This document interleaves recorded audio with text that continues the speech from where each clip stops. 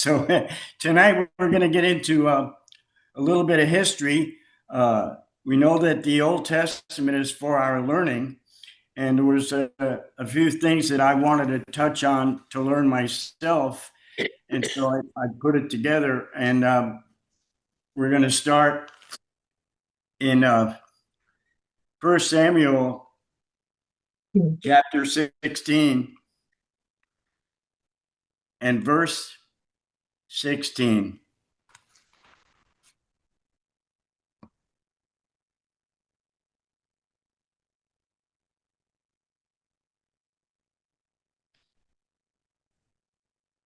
So in reading the Old Testament, I'm finding out, I was just thinking about the lineage of our Lord and Savior, Jesus Christ. And I started this teaching with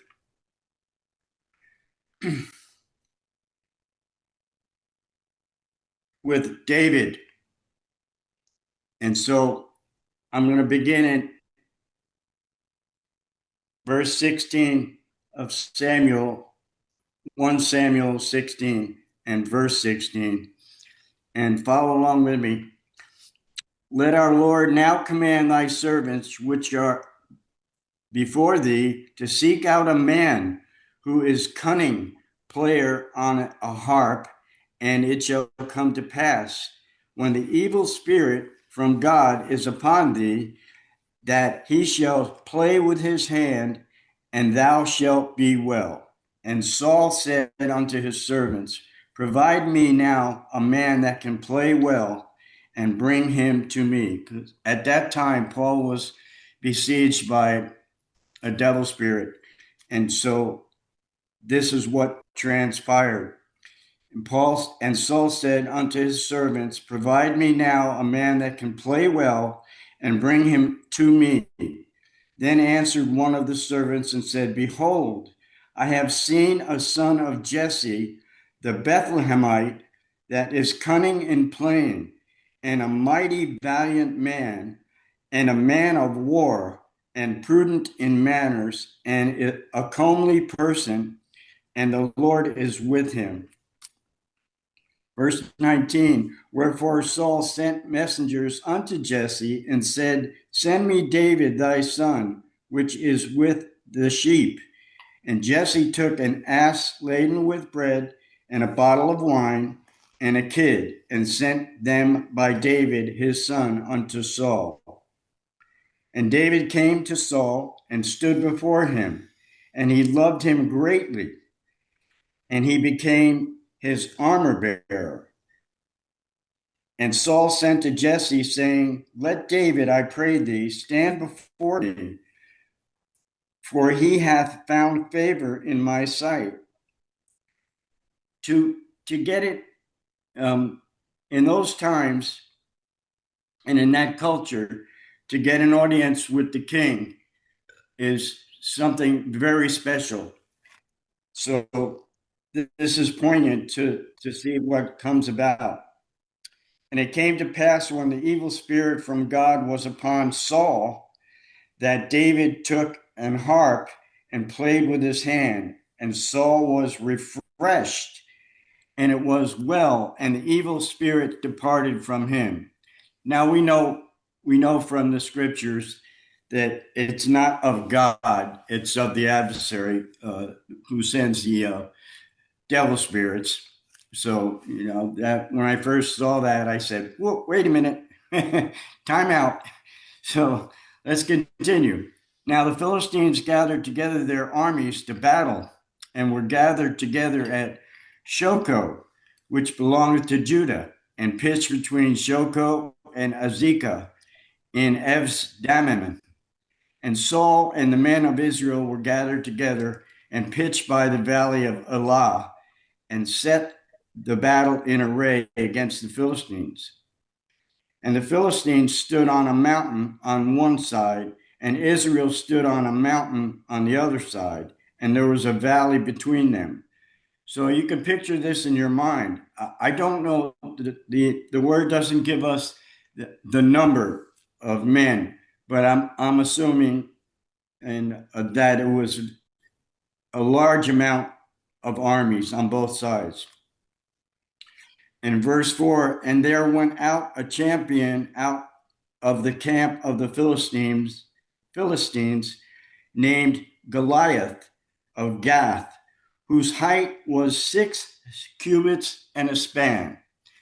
Now, according to Hebrew and Old Testament, 6 cubits and a span made Goliath 9 feet and a half tall. I mean, I can't fathom that in my mind. I know of basketball players who are 7'2", and to me, that is tall. So you can imagine how big he was, nine and a half feet tall. And then, and he had his height was 6 cubits and a span, 9.5 feet, and he had a helmet of brass upon his head, and he was armed with a coat of mail, and the weight of the coat of mail was 5,000 shekels of brass, and that weight alone was approximately 130 pounds. So this guy had to be enormous to be able to carry that coat of mail. I don't know if you know what a coat of mail is. It looks like a net, and it's all knitted together, and it protects you. And that's 130 pounds. That's what I weigh. So it's astounding. And it said that Goliath had a helmet of brass upon his head, and he was armed with a coat of mail, and the weight of the coat was 5,000 shekels of brass. He had greaves of brass upon his legs. Those are like shin guards and stuff, and a target of brass between his shoulders. And the staff of his spear was like a weaver's beam. That's pretty large. And his spear's head weighed 600 shekels, and a shekel was a measure of weight, and 600 shekels is about 125 pounds. So I can't imagine in my mind, I'm standing there, if I'm using a spear and it's that big, and it's almost what I weigh, the head of the spear. So you can imagine, you can picture in your mind how big Goliath was.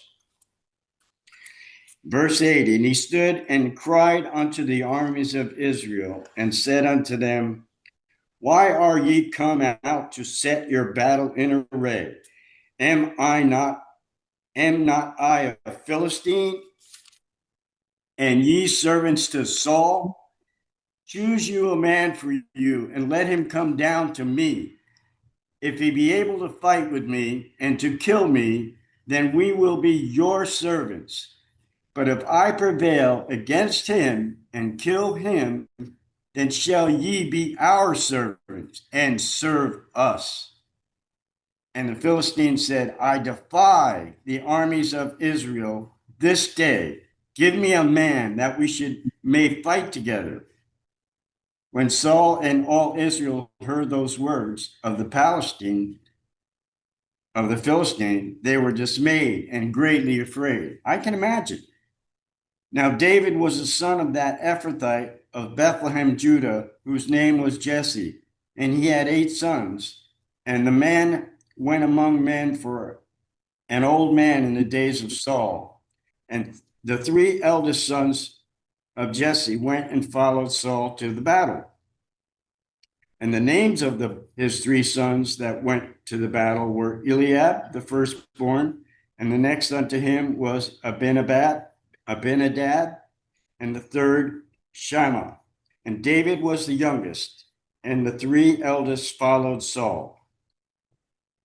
But when David went and returned from Saul to feed his father's sheep at Bethlehem, and the Philistine drew near morning and evening, presented himself for 40 days. And Jesse said unto David his son, take now for thy brethren an ephah of this parched corn and these 10 loaves, and run to the camp to thy brethren. and carry these 10 cheeses unto the captain of their 1,000, and look how the brethren fare, and take their pledge. Now Saul and they and all the men of Israel were in the valley of Elah, fighting with the Philistines. And David rose up early in the morning and left the sheep with a keeper, and took and went and Jesse had commanded him, and came to the trench Our internet is down. as the host was going to fight, and shouted for the battle. For Israel and the Philippines can mute us. had put the battle in array, army against army. Hands now. And verse 22, and David left his carriage in the hand of the keeper of the carriage, and ran into the army, and came and saluted his brethren. And as he talked with them, behold, there came up a champion, the Philistine of Gath, Goliath by name, out of the armies of the Philistines, and spake according to the same words. And David heard them. And all the men of Israel, when they saw the man, fled from him. Now, this said, it doesn't give specifics, but it does say, and all the men of Israel. That's all. Okay. Yay, good job. Yahoo! Continue. Okay, I think I was at verse 22. And David left his carriage in the hand of the keeper of the carriage, and ran into the army, and came and saluted his brethren. And as he talked with them, behold, there came up the champion, the Philistine, out of Gath, Goliath by name, out of the armies of the Philistines, and spake according to David the same words, and David heard them. That's words before telling them what he was going to do to Israel. And verse 24, and all the men of Israel, when they saw the man, fled from him, and were sore afraid. And the men of Israel said, have ye seen this man that has come up? Surely to defy Israel he come up. And it shall be that the man who killeth him, the king, will enrich him great riches, and give him his daughter, and make his father's house free in Israel. Verse 26, and David spake to the men that stood by him, saying, what shall be done to the man that killeth this Philistine, and taketh away their reproach from Israel? For who is this uncircumcised Philistine, that he should defy the armies of the living God? And the people answered him after this manner, saying, so shall it be done to the man that killeth him. And Eliab, his eldest brother, heard when he spake unto the men, and Eliab's anger was kindled against David. And he said, why camest thou down hither? And whom hast thou left those few sheep in the wilderness? That was David's job. That's what he was told to do. So that's why the elder was mad. I know thy pride and thy naughtiness of thine heart, for thou art come down that thou might seest the battle. And David said, what have I now done? Is there not a cause? And talk about boldness. These are one of his elders, and, he just comes right out and says it. And he turned from him toward another, and he spake after the same manner, and the people answered him again after the former manner. And when the words were heard which David spake, they rehearsed them before Saul, and he sent for them. And David said to Saul, let no man's heart fail because of him. Thy servant will go and fight with this Philistine. Verse 33, and Saul said to David, thou art not able to go against this Philistine to fight with him, for thou art but a youth. David was between the ages of 15 and 17. Can you remember what you were like at the age of 15 to 17? So that can, it said, you can't go against this Philistine to fight with him. Thou art but a youth, and he a man of war from his youth. So I don't know how old he was, but he's had a lot of time fighting and, honing his craft, so to speak. Verse 34, and David said unto Saul, thy servant kept his father's sheep, and there came a lion and a bear, and took a lamb out of the flock. And I went out after him, and smote him, and delivered it out of his mouth. And when he arose against me, I caught him by his beard, and smote him, and slew him. I don't know how many people had been at a zoo and looked at a lion, how awesome, how fierce, how awesome a lion is. And David just grabbed him by the hair, and it doesn't say how he smote him, but he smote him. So, verse 36, thy servant slew both the lion and the bear. A bear is just as ferocious, and this uncircumcised Philistine shall be as one of them. Talk about fearless, seeing he hath defied the armies of the living God. So David said, moreover, the Lord that delivered me out of the paw of the lion and out of the paw of the bear, he will deliver me out of the hand of this Philistine. And Saul said unto David, go, and the Lord be with thee. And Saul armed David with his armor, and he put a helmet of brass on his head. Also, he armed him with a coat of mail. And David girded his sword upon his armor, and he essayed to go, for he had not proved it. And David said unto Saul, I can't go with these, for I have not proved them. And David put them off him. And he took his staff in his hand and chose him 5 smooth stones out of the brook, and put them in a shepherd's bag which he had, even in a script. And his sling was in his hand, and he drew near to the Philistines. And the Philistine came on and drew near unto David, and the man that bare the shield went before him. And when the Philistine looked about and saw David, he disdained him, for he was but a youth. Here's this kid. He's 15 to 17, maybe 16 years old, maybe 130, 140 pounds, good looking youth. And it says, for he was but a youth and ruddy and of fair countenance. And the Philistines said unto David, am I a dog that thou comest to me with staves? And a stave is just a long stick or a staff that holds something, like similar to the old pictures of a hobo. They put something on the end of the stick. That's what that was. And so the Philistines said, that am I a dog that thou comest to me with staves? And the Philistine cursed David by his gods. And the Philistine said to David, come to me, and I will give thy flesh unto the fowls of the air and unto the beasts of the field. Then said David to the Philistine, thou comest to me with a sword and with a spear and with a shield. But I come to thee in the name of the Lord of hosts, the God of the armies of Israel, whom thou hast defiled.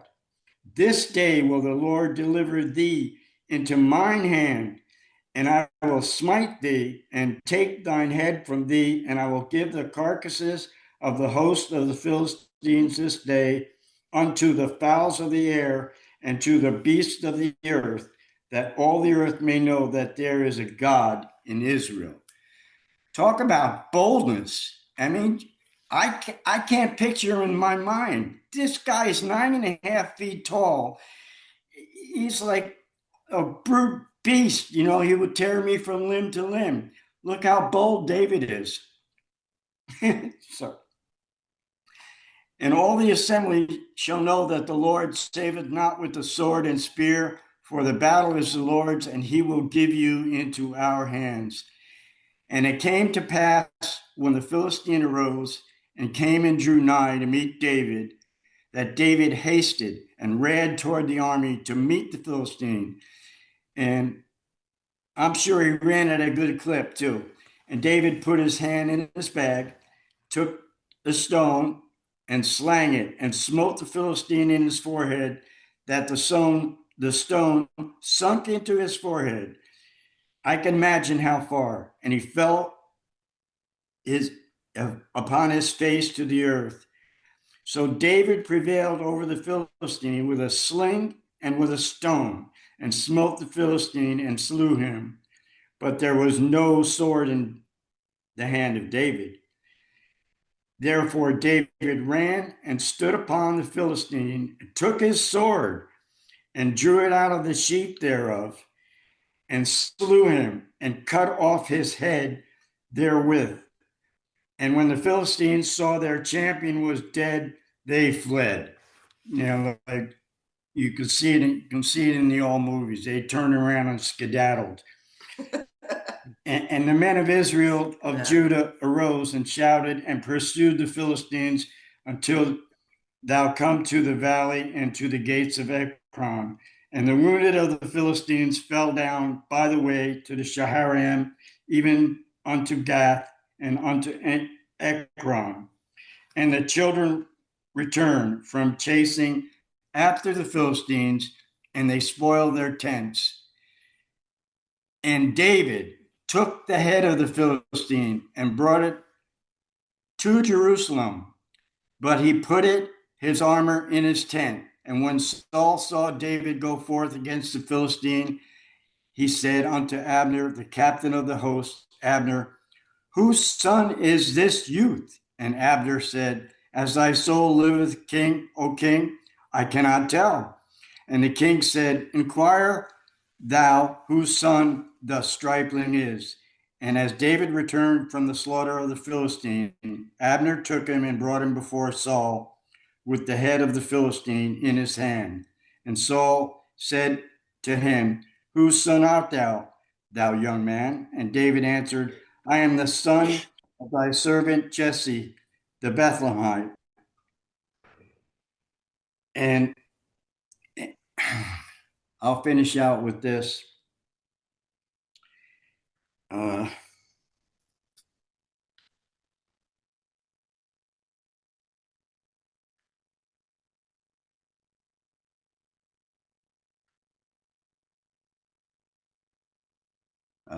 I put it down in my notes, but I lost it. But anyway, David was anointed king, and his reign was 40 years that he reigned over Israel. And that was the gist of my teaching. I don't know if you got anything from that, but that was the account. I thought it was pretty good. Thank you, George. Yeah, buddy. Very, very good, George. I mean, you really emphasized, and I love the way you read it because you really showed the emphasis of bravery. And, if God's telling you to do something, do it. He's always going to provide everything you need, even if you look smaller than whatever you're facing. And, we all face big things in life. So it's so important. I mean, it's a beautiful image. I used to read that story to my son all the time when he was growing up. So he would always know, no matter how big things look, with God, you can handle anything. So thank you. That was a wonderful passage to read, George. Okay, thanks. Yeah, it was. I just like Rita just said, you read it to your children, but when you were reading it, I remembered it in Sunday school, hearing this record for the first time and just falling in love with David. But they didn't, in Sunday school, when you're so young, they only told the part where he threw the stone and killed Goliath, not cutting his head off. I guess they thought that was too bloody at that age. So I didn't know that until later. But just different things that stood out to me, like his father. Packed him a lunch. He gave him a loaf of bread and a bottle of wine and a kid. Like he packed his lunch and sent him, and his brothers' names. Like, how did they come up with the name David? They were naming the kids like crazy names, and David got the best name out of all of them. So thank you. It was a blessing, George. You did a good job. Thanks. It's good to hear. I remembered afterwards that the on the outset David cut off the head of Goliath, but that's exactly what Goliath said to David, and so and God turned the tables. So I mean, it's everything is done. We do everything by inspiration of God. You know, those of us who are born again, and so um, like I said, it was 20 odd years since I've done anything like this. So it was kind of interesting how God put it in my head to share this. So I hope I did it justice. It was about time. 20 years was long enough. I think there's nothing like reading the word, just straight reading the word. And like Rita had said, you really emphasized a lot of the points. There was emphasis where it needed to be. And that's quite a tale. And I think we never get tired of hearing it. There's always something to see in there that we didn't see before, or it gets magnified, for us where we see it even deeper. And, just the fact that he was a young boy against a known warrior, and just the size would have been so daunting. But Goliath shot his mouth off and really ticked him off spiritually. It was like, you are not going to say that about my God. And, at that moment, he just became energized. It's just so amazing, and quite a lesson to us too, because as we face challenges sometimes we can kind of take it, just take it. And then all of a sudden, the spirit wells up within you and the fight's on, right? It's like we're not letting the adversary win. So I think you did a beautiful job. And Lisa, you were saying David got the best name, but for whatever reason, they translated it David, but in Arabic, it would be Daoud. So I'm sure in Hebrew it was similar sounding. It wasn't all the other names that we see. He's got the real simple one that we recognize, but we love that David. Thank you, George. George, I like the way you pointed out his boldness, and his boldness. He was pointing out that he was even younger when he had done those things, but he wasn't pointing out and saying that he was tough. He was saying that his God was tough, that he was tough through his strength was from God. He pointed that out and over again, that was why and how he had the boldness to do it. But he just spoke what he knew because he knew his believing was in God and his expectation was what God wanted. That was very cool. Yeah, another point, I didn't bring it up, but he put off his armor because he was not accustomed to that. He was a young teenager, but he did know how to use a sling. And so, and that's how God worked in his heart. And all of a sudden he just knew. I think God helped him out as far as the accuracy goes. And it's like bada bing. That's So true. anyway, We all have different abilities and talents and long suits and all of that stuff. But, David didn't, the sword wasn't his first weapon. That sling was. He was powerful, he was accurate. I wouldn't be surprised if he could do it right-handed and left-handed. Nonetheless, he used what he had at the moment. He didn't have to do anything else. And like that for us too, that in the circumstance, in the situation, in the moment, you are equipped with God on your side. I thought I didn't see that before, so that was a big aha moment for me. So thank you. I think I would have asked for some help. I would have been like, Kevin, George, come on, let's get this guy. I just admire David's confidence in God Right. God, his trust and confidence in God is absolutely remarkable. Like you just said, he didn't even want that full armor. He wanted to do it the way he felt comfortable, and he knew physically, I got this, but I need you to take this over the top, God. So just help me do what I'm very confident I can do. So I really admire him. That was quite a record. And we do know that back in those days, there were giants. There were very, very tall people and monstrous. I mean, they were not good people. So that was quite something for a little kid to go up against. And that's trust and confidence in God that I just admire so much. Yeah, now we just have average size, monstrous, demonic people. But we'll get them. We'll take them on. The force that must been behind that stone.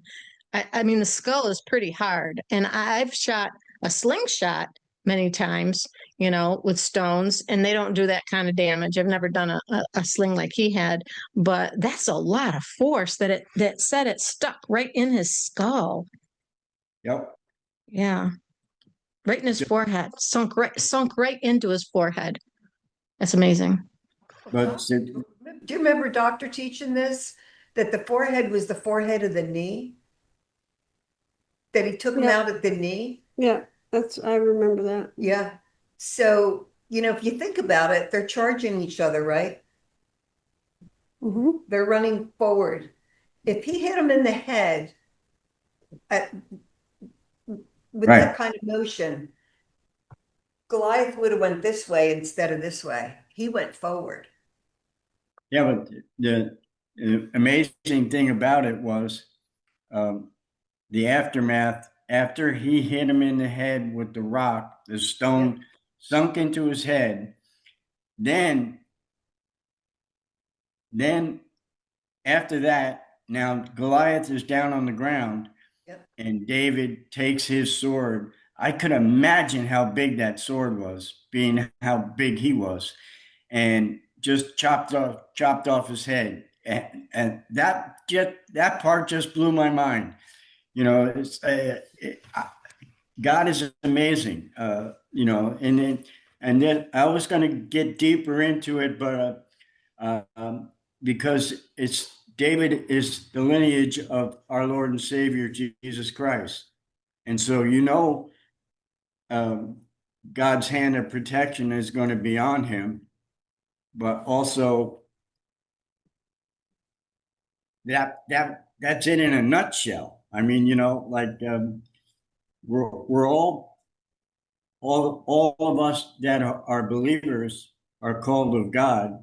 So until the point we are saved, God's got his hand of protection on us. And so that was the Old Testament.